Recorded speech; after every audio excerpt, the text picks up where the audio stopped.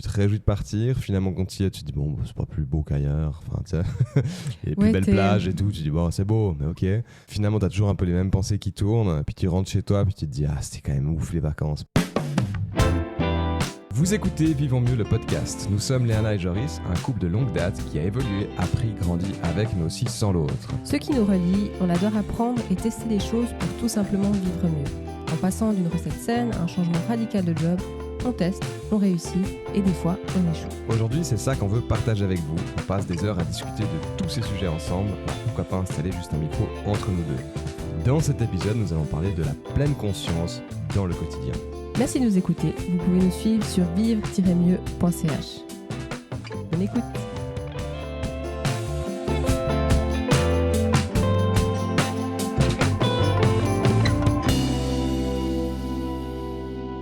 Donc la pleine conscience dans le quotidien, c'est plus ton sujet.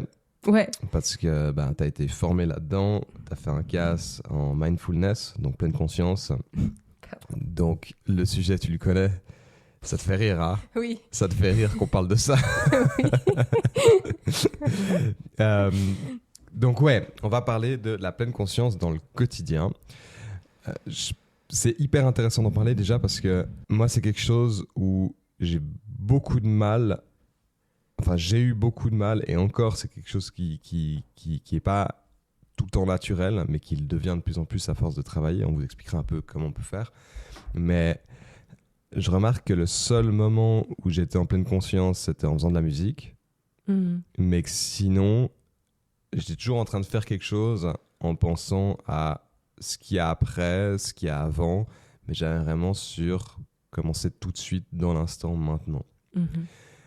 Du coup, je pense déjà, on a déjà fait un épisode sur la pleine conscience, mais peut-être en 2 mots, explique-nous ce qu'est la pleine conscience. Bon, on a fait un épisode plus sur la méditation en pleine conscience. Mais là, c'est vrai que l'idée, c'est de venir sortir la pleine conscience du cadre de la méditation. Parce qu'en fait, si on veut, quand on médite, comme on l'avait dit dans l'épisode dernier, enfin dans l'épisode sur la méditation, c'est vraiment de prendre un moment et puis pour s'installer et prendre le temps de s'entraîner. C'est un entraînement, en fait, si on veut la méditation, à revenir dans l'instant, dans le cadre de la pleine conscience. Et là, l'idée, c'est vraiment de prendre la pleine conscience et de l'amener dans le quotidien.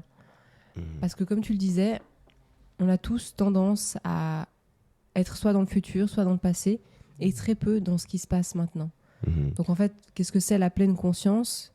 C'est simplement être présent à ce qui se passe dans l'instant. Donc tu dirais que la méditation, c'est ta séance de sport où tu apprends à développer ta posture finale, enfin une bonne posture. Et ce qu'on parle aujourd'hui, c'est comment garder une bonne posture dans la vie de tous les jours, dans notre travail, dans le bus, etc. Ouais. Et de mettre en pratique tout ce qu'on a appris pendant notre séance d'entraînement. En gros, c'est ça. Ouais, en gros, c'est ça. Parce que si on veut, c'est... En tout cas, moi, c'est ce qui m'a attirée dans la pleine conscience, dans la méditation pleine conscience, c'est que c'est surtout quelque chose qu'on peut amener dans le quotidien. Et comme je disais dans aussi le dernier épisode sur l'ergothérapie, les choses du quotidien, les activités du quotidien, c'est quelque chose qui est hyper important et intéressant, donc de pouvoir amener quelque chose qui fait du bien dans le quotidien. Et question à 2 balles, mais pourquoi c'est important dans la pleine conscience ? Bonne question, ouais, c'est ça. Finalement, pourquoi est-ce que je suis mieux dans l'instant que en train de penser au passé ou en train parce que le passé, c'était mieux avant.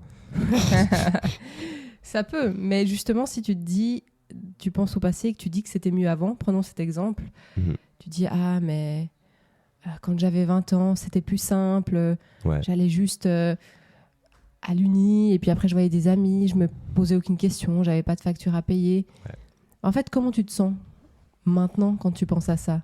T'es pas ouf, quoi. T'es pas ouf parce que t'as un peu de frustration au final, un peu de tristesse, de nostalgie. Tu ressasses, ouais. Exactement, et tous des sentiments qui font qu'en fait, sur le moment, t'es pas très bien, même si tu penses à quelque chose de positif.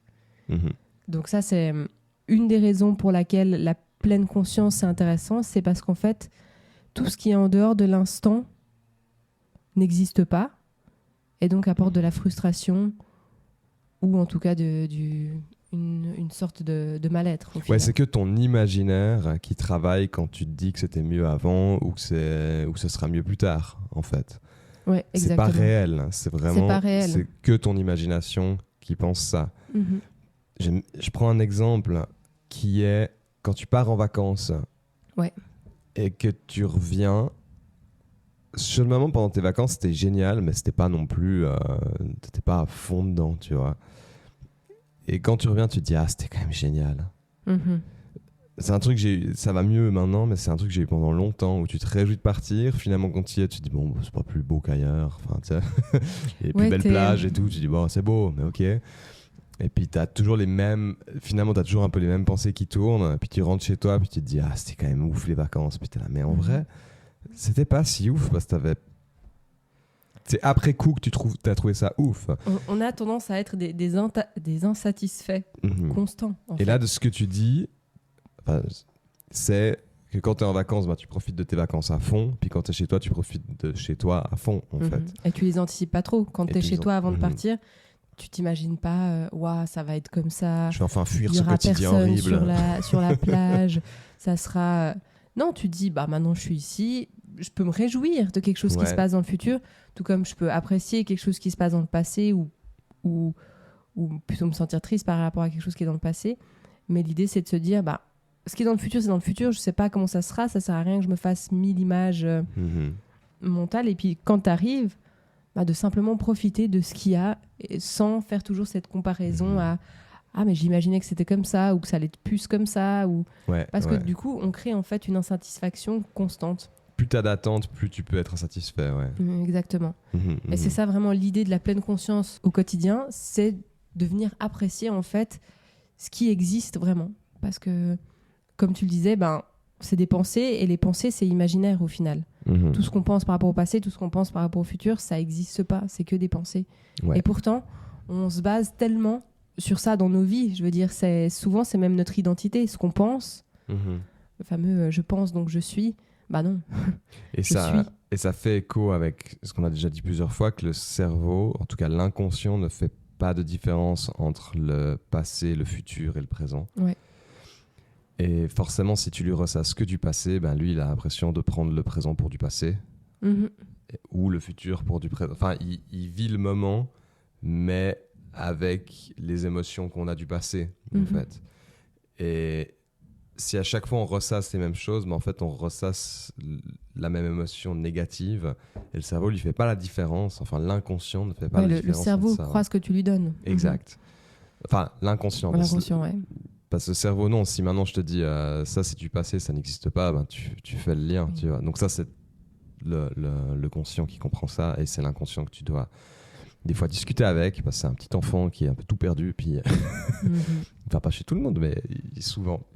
Ok, donc la pleine conscience dans le quotidien, ça nous permet premièrement de vivre le moment tel qu'il est, de pas se perdre dans le passé ou dans le futur, un futur qui peut être soit trop joyeux puis on peut être déçu, soit un futur qui est trop glauque parce que on va droit dans le mur, tu sais, tous ces genres de phrases, de toute façon on vivra jamais jusqu'à 40 ans, puis ouais, ok, cool. Donc ça c'est une des choses. Et quand on est dans l'instant présent, bah, du coup on vit le moment tel qu'il est. Exactement. Ça veut pas dire que tout est rose. Il y a... Non, c'est ça. Être en pleine conscience et d'ailleurs méditer aussi, ça veut pas dire passer un bon moment. Ça Ouais. peut effectivement être un peu désagréable à des moments. Mais en fait, ouais. quand on revient à... Imaginons que tu es dans un moment où c'est pas agréable. Ben, par exemple, tu t'es tapé le pied contre... ça, ce serait plutôt moi, ça m'arrive souvent. Ouais. Taper le pied contre une chaise. Et puis, bah, ça fait mal. Et tu dis, bah, pourquoi est-ce que je ne penserais pas à être sur une île à ce moment-là pour pas avoir ma pensée sur la douleur? Mhm. Oui, tu peux. Mais de nouveau, tu crées de la frustration parce que l'île, elle n'est pas là. Et tu n'es pas sur une île. Tu es dans ton salon avec ton pied qui fait mal. Donc, le fait de revenir dans l'instant, d'amener ton attention sur la douleur, la sensation, bah, tu te rends compte en fait que ça bouge, que ça fait mal, mais que ça part. Mhm. Et qu'en fait, tout d'un coup, ça va mieux. Mhm. Mhm. Donc, c'est vraiment... C'est un peu comme le... Je te coupe, mais le... Tu sais, t'es en voiture et puis il y a un gars qui te coupe la route. Ouais. Et du coup, ça t'a tendu. Et tu pars en colère.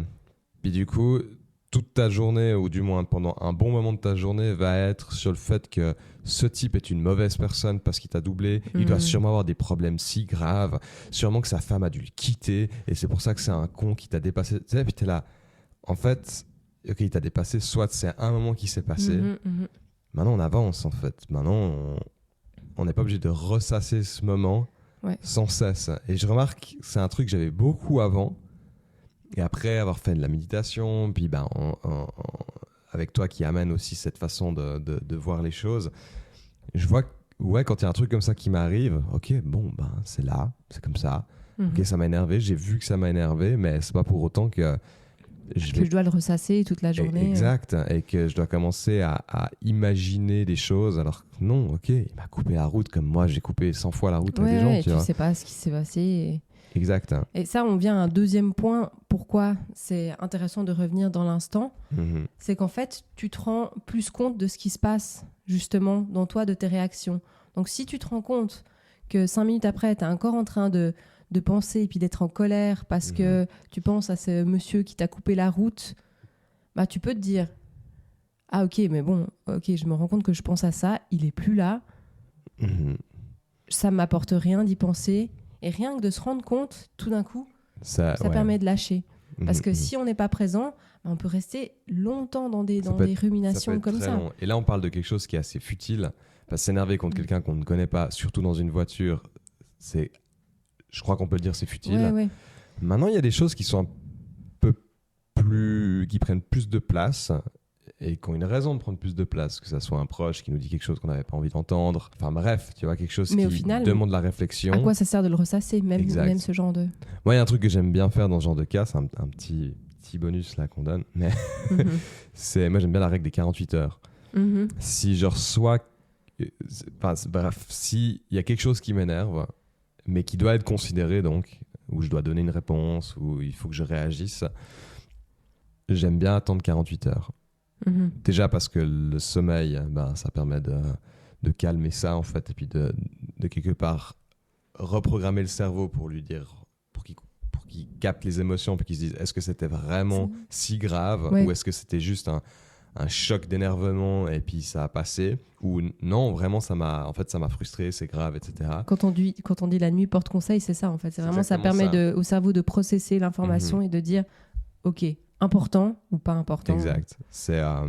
On avait fait tout un épisode sur le sommeil qui parle de ça. Depuis que j'utilise cette technique, je vois que s'il y a quelque chose qui me fait mal, ok, je mets ça en avant, je mets ça en place, puis j'attends. Et après, on me dit, ouais, mais du coup, tu laisses en plan la personne pendant 48 heures. T'es là, déjà, tu peux lui dire. Cool, j'ai bien reçu ton message, je te réponds dans 2 jours. Ouais. Tu vois. Et là, tu amènes un point très important, c'est la réaction vs la réponse. Parce que souvent, là, dans ce cas-là, tu es capable de répondre. Parce que souvent, ce qui se passe, c'est qu'on réagit. Par exemple, quelqu'un nous coupe la route, on l'insulte, on le klaxonne. Enfin bon, ça n'a pas beaucoup de conséquences, mais c'est directement, il se passe quelque chose et on réagit. Et en fait, ce qu'on cherche aussi avec la pleine conscience, c'est à amener un petit temps de latence entre la situation et notre réaction. Ouais. Parce qu'il y a souvent une situation qui amène une émotion ou une pensée qui amène une émotion et du coup, une réaction par rapport à cette émotion. Si tu as de la colère, tu peux même... des gens qui vont frapper quelqu'un. Et si tu es en pleine conscience, tu peux voir monter cette réaction en toi, cette émotion en toi, et justement créer ce petit temps de latence qui te permet de décider. Est-ce que je lui pète la gueule? Je lui pète quand même la gueule, ou est-ce que j'évite et puis... Effectivement, on voit qu'il y a plein de bons points à développer cette pleine conscience dans le quotidien. Comment tu fais? Alors, concrètement, pour pouvoir avoir plus de pleine conscience dans le quotidien. Comme tu disais, la méditation, c'est un peu quand même la salle de sport où on va s'entraîner. Donc, ça, c'est un des points pour amener plus de pleine conscience, c'est de faire cet entraînement formel où on s'assied un moment et puis on amène son attention sur ce qui se passe à l'intérieur. Ce que tu ressens, toutes ces choses. Vous pouvez aller écouter l'épisode sur la méditation pour voir un peu comment faire ça. Mais aussi, au final, la vie de tous les jours, c'est aussi un terrain, c'est comme quand tu tu t'entraînes. Si tu fais des randonnées, tu t'entraînes aussi. En faisant des randonnées, tu t'entraînes aussi à augmenter ta capacité physique. Et là, c'est la même idée. C'est d'aller s'entraîner dans le quotidien. Donc, comment est-ce qu'on peut faire ça ? C'est choisir des toutes petites activités du quotidien et se dire, je vais essayer de les faire en pleine conscience. Donc, quelque chose que tu ferais de base un peu tous les jours, un peu quelque chose en qui est mode récurrent. automatique. Ouais. Donc, je sais pas, ça peut être prendre le bus, aller tous les matins, tu prends le bus pour aller au travail, imaginons. Donc, tu parles de ce genre de moment-là. Ou de se brosser les dents. Exactement. Ouais. Ça peut être quand on dit activité, c'est n'importe quelle chose qu'on fait. Mais pour commencer, une activité qui soit assez courte. Donc c'est vrai que le brossage des dents, c'est typiquement quelque chose qui est intéressant, qui est répétitif, pour pouvoir s'entraîner. Tous les jours, la même, exactement. Ce brossage des dents, tu peux justement t'entraîner à sentir la brosse à dents dans ta bouche, sentir les goûts, observer les sensations dans ton bras, voir que tu as des pensées et essayer de les ramener. Et c'est cet entraînement, en fait, que...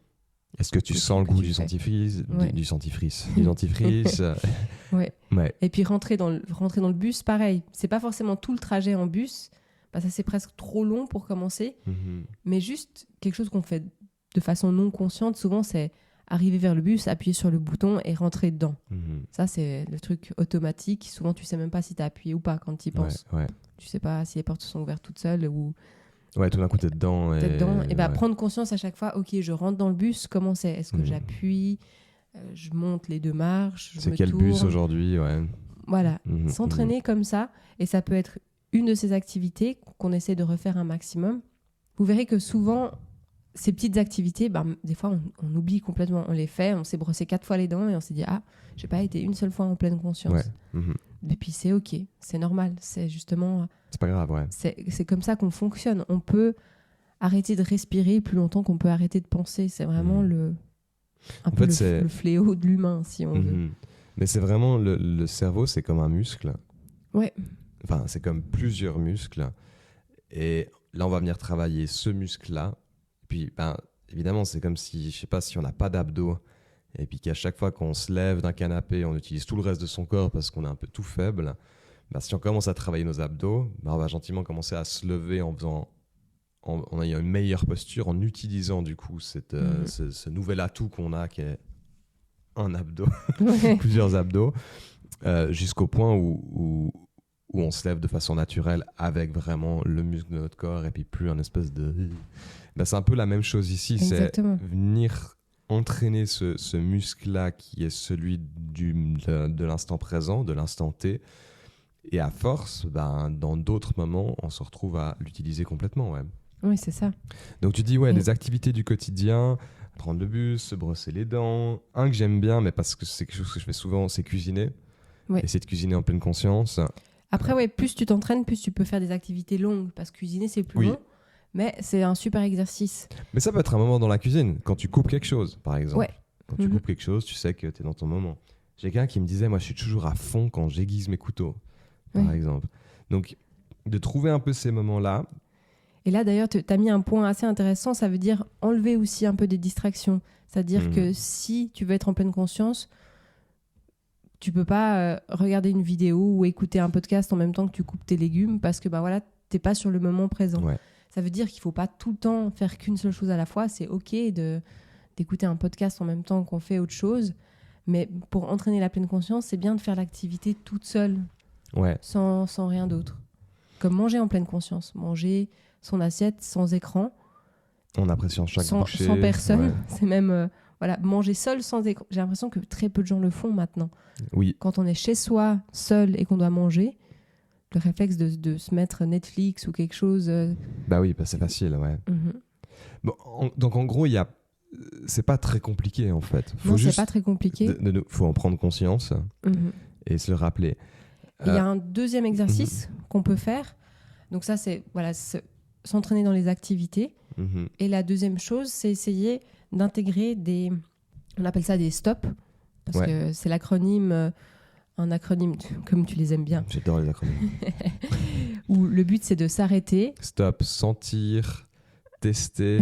Non, c'est en anglais, donc c'est stop, take a breath, observe et proceed. Donc on va s'arrêter, prendre une respiration, observer justement, c'est-à-dire qu'est-ce qui se passe en nous, qu'est-ce qui se passe autour de nous, faire un peu le point sur ce qui est, et puis continuer sa journée ou décider de ce qu'on fait.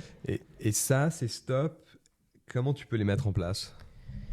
Alors, justement, c'est pas si évident parce qu'il faut y penser. Donc, il peut y avoir toute une journée où on n'y pense plus. Ce qui est chouette avec cet acronyme, je trouve, c'est que le stop, c'est quelque chose qu'on retrouve typiquement dans la rue. Donc, ça peut faire un peu tilt de voir un stop et de dire « Ah ouais, ok, bah, je vois un stop, je fais un stop. » Mais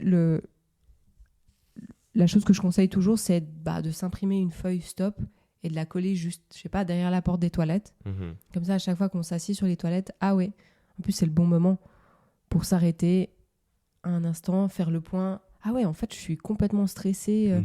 Peut-être que si je prends 3 respirations, je peux me calmer. Ou en fait, je suis de hyper bonne humeur. Bah, c'est génial de m'en rendre compte parce que c'est cool d'être de bonne humeur. Complètement, ouais. Et, donc, et tout ça, ça permet aussi de mieux profiter. Je te coupe sur un truc parce que ce que tu viens de dire là, c'est extrêmement important. Là, on parle comme si à chaque fois, tout ce qu'on faisait là, ça allait pas bien, qu'on ressasse du noir et du coup, c'est pour aller mieux. Ah ouais, non. Et là, ce qu'on est en train de mettre en place, c'est une nouvelle habitude qui est d'être dans l'instant présent. Ce que je veux venir à là, je vais prendre, j'ai déjà assez dit, mais j'adore prendre le chien comme exemple par rapport à nous. Parce que, je vais le dire, ça va faire mal à entendre, mais c'est tellement plus con que nous. Donc dans le sens où ça n'a pas le même cerveau que nous, il est beaucoup plus simple. Du coup, ça ne comprend pas la vengeance, ça ne comprend pas le futur. Toutes ces choses-là, c'est vraiment beaucoup plus simple. Et si par exemple, tu as une commande qui est de venir au pied, et qu'à chaque fois que tu lui demandes de venir au pied, c'est parce qu'il y a quelque chose que lui, il a envie d'aller, mais toi, tu n'as pas envie parce que c'est dangereux, je sais pas, ou que tu n'as pas envie simplement pour ça, bah, du coup, à chaque fois que tu vas lui demander au pied, il va se dire « Ah !» C'est-à-dire qu'il y a quelque chose de chouette. C'est-à-dire qu'il y a quelque chose et je peux pas, quoi. Donc, et du coup, ça le frustre. Donc, si à chaque fois, on fait un stop quand ça va pas, ça va sous-entendre que quand on se met en pleine conscience, donc ça, c'est vraiment neurologique, c'est complètement. Ça veut dire que dès qu'on se met en pleine conscience, ça veut dire qu'il y a un problème. C'est pas ça le but, en fait. C'est que même quand c'est cool, même quand tu regardes un superbe coucher de soleil et que c'est incroyable de se dire stop. Et j'en profite. Exactement. Non, c'est ça. Même, il faut s'entraîner dans les moments où ça va. Parce que dans les moments où ça va pas, c'est pas du tout des réflexes. Essaye quand t'es dans des ruminations de la couper. C'est super difficile de se dire, ok, je m'arrête, je respire, etc. Et c'est ça ce que je voulais dire, c'est qu'au final, faire ces exercices, ça permet aussi, peut-être que vous le ressentez aussi, il y a des jours ou des semaines où tout d'un coup on a l'impression que tout s'enchaîne, que la journée passe hyper vite, les journées passent hyper vite et hop, on est déjà le week-end et on n'a pas vu la semaine passer. Donc, il y en a qui diront ouais, mais si c'est désagréable, c'est chouette de ne pas avoir passé. Oui, mais de nouveau, en fait, s'entraîner à faire tous ces exercices, ça permet aussi de se rendre compte des beaux moments qu'on passe dans les journées. Parce que même dans les journées qui se ressemblent, où c'est un peu métro, boulot, dodo, y a des chouettes choses qui se passent. Et si on est en pleine conscience, on s'en rend compte. On se rend compte du chouette sourire qu'on a échangé, du petit chien qui s'est roulé dans l'herbe, toutes ces petites choses en fait qui amènent beaucoup de joie. Sans qu'il y ait besoin d'avoir une discussion avec quelqu'un, mais des fois juste d'observer quelque chose.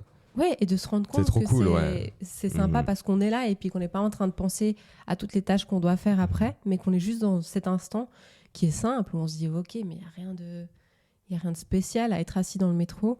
En fait, il se passe plein de choses et il peut y avoir des choses vraiment super.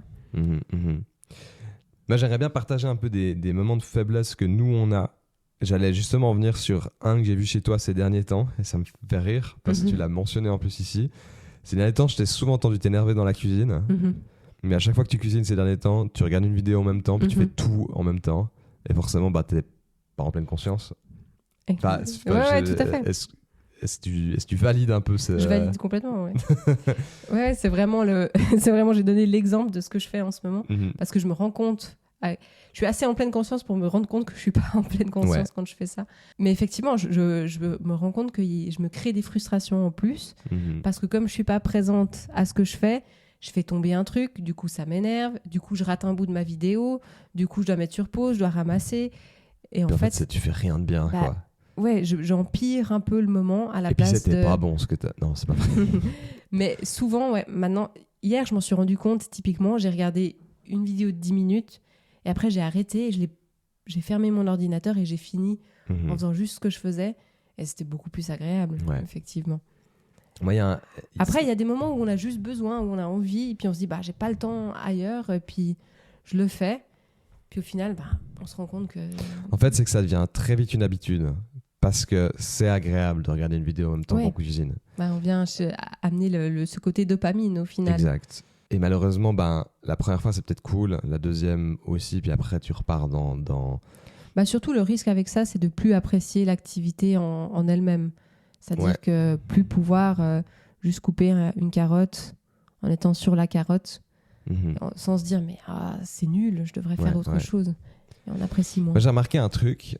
C'est quelque chose que je faisais assez souvent avant, d'avoir beaucoup mon ordi devant moi quand je faisais des choses, que j'ai moins ces derniers temps, mais j'ai remarqué parce que je me tue à vélo ces derniers temps, vu que j'ai changé mon studio et ailleurs. Du coup, je fais pas mal de vélo, mais c'est court, mais c'est très intense.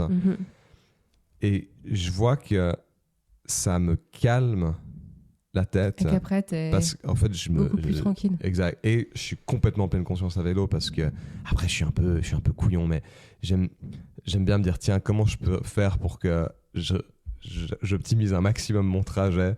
Du coup, je suis hyper concentré sur les feux, de comment je peux faire. Ah tiens, là, si je vais trop vite, je vais devoir attendre au feu rouge, etc. Donc, je suis à fond dans le moment. Et c'est pas pour rien qu'on est aussi très vite addict des sports extrêmes parce que ça t'oblige à être en pleine conscience. Et du coup, ce qu'il faut pas... C'est quelque chose qu'on recherche au final. En fait, c'est quelque chose qu'on recherche. Je l'ai dit au tout début de l'épisode, le seul moment avant où j'étais en pleine conscience, c'était en musique. Et au bout d'un moment, ça devient un besoin de faire de la musique et d'écouter de la musique parce que en fait, le seul moment où tu es réellement bien, c'est dans l'instant présent. Et du coup, les sports extrêmes t'amènent à ça aussi, forcément, parce que tu peux pas penser à autre chose quand tu sautes en parachute. Surtout quand ta vie est à ça. Donc, moi, à vélo, je mets pas ma vie en danger, quoi. Mais tu remarques le fait d'être à fond. D'être à fond fait que quand j'arrive chez moi, j'ai moins besoin de. Je vois que j'ai calmé la machine, je reviens au chien. Quand t'as un chien qui écoute pas, qui fait n'importe quoi et tout, c'est qu'en fait, il faut le tuer, quoi. Faut aller courir, lui faire de l'exercice, des exercices mentaux aussi, viens au pied, donne la patte, etc., jusqu'à ce que ça le fatigue. Et après, il est beaucoup plus agréable à vivre et puis il mange pas tous tes coussins. On est un peu la même chose, quoi. Donc, si on sent qu'on est toujours obligé de turbiner, peut-être que... De ralentir un peu, d'enlever des distractions. Et puis même au-delà de ça, quelque chose que toi, tu fais un peu moins, mais moi, que j'ai tendance à faire à des moments, c'est juste rien faire. C'est-à-dire c'est ça que t'es... s'asseoir sur un canapé et puis regarder devant soi, ou être le soir dans le lit et puis regarder le plafond. Des fois, tu me demandes, mais tu fais quoi ? Oui, c'est vrai. Et je suis là, rien. Ouais. Mais en fait, ça fait vraiment du bien de rien faire et ça, j'ai plus d'avoir des moments... C'est vrai que toi, quand t'as rien à faire, tu lis un livre, ou tu médites, ou tu... c'est quand même tout des... Mais je fais jamais rien. Mais tu fais jamais rien. De juste poser et rien faire. Ou à la limite, avoir ton chien couché à côté de toi. Où ça dure très, très, très peu de temps. Et ça aussi, c'est vraiment un super bon entraînement, en fait. C'est là que tu mets la veille, Et c'est là qu'on se rend compte qu'on n'est jamais 100% dans l'être, simplement être, mais qu'on cherche toujours à être dans le faire. Même si c'est lire. Lire, c'est faire quelque chose. C'est pas être dans l'instant, c'est s'évader dans une autre réalité. Et donc juste être pendant quelques minutes, sans même se dire je vais méditer, mais juste s'asseoir et regarder devant soi. C'est la fin de cet épisode. J'espère que ça vous a plu. Vous pouvez nous suivre sur vivre-mieux.ch où il y a aussi la section podcast. Vous pouvez commenter, nous donner votre avis. Si vous avez des idées d'épisodes, n'hésitez pas à nous écrire sur hello@vivre-mieux.ch. Vous pouvez aussi nous suivre sur les réseaux, sur Instagram particulièrement, _vivre-mieux. On partage un petit peu des petites choses du quotidien. Des petites choses du quotidien. Voilà, j'espère que ça vous a plu, puis à bientôt. À bientôt.